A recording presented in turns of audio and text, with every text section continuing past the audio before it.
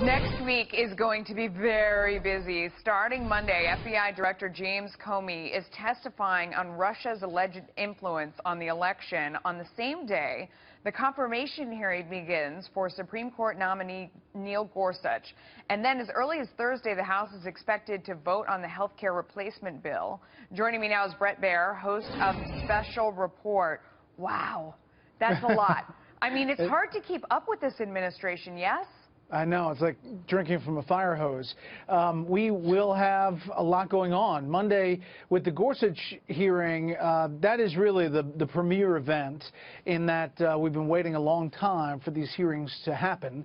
And the fact that it takes on such import, he's been making his way around Senate offices, by all accounts, has had some success wooing Senate Democrats. Whether they're actually going to vote for him, we don't know.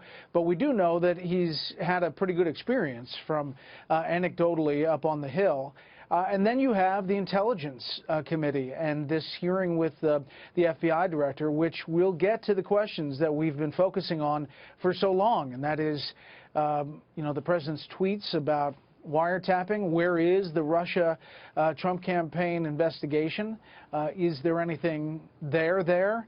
And what exactly does the FBI director want to tell the American people and Congress?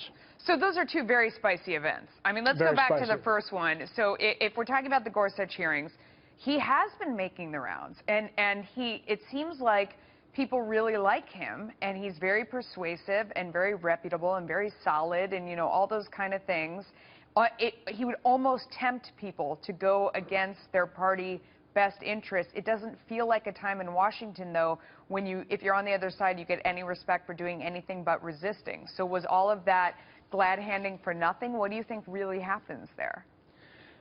No, I don't think it's for nothing. I think there will be some fiery exchanges. I think that that Democrats will come armed to go with all his past rulings to try to paint him a certain way as a justice, a potential Supreme Court justice. I don't think that'll have traction. I'll be surprised if Democrats hold the line and force Mitch McConnell's hand on a nuclear option. In other words, bring it down to just 51 votes instead of 60.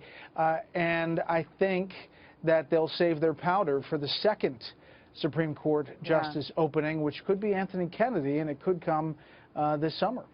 So then on to FBI Director Comey, who, I mean, at some point in time over the last year, almost everybody in Washington has wanted to kick in the shins as he walks by. I mean, this guy, like, this is going to be, is it going to be another one of those hearings?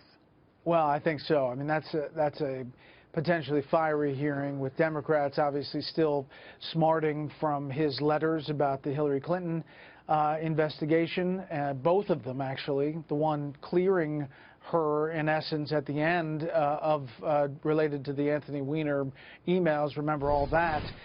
Some Democrats said that was a bigger problem. You look at the polls, and they are saying the Russia investigation should be continued in Congress, and I think that's a focus right now, obviously, because the White House has been dealing with everything they've been dealing with. Yeah, and then at the very end, as if it's not enough, as early as Thursday, we could see the House voting on the health care bill.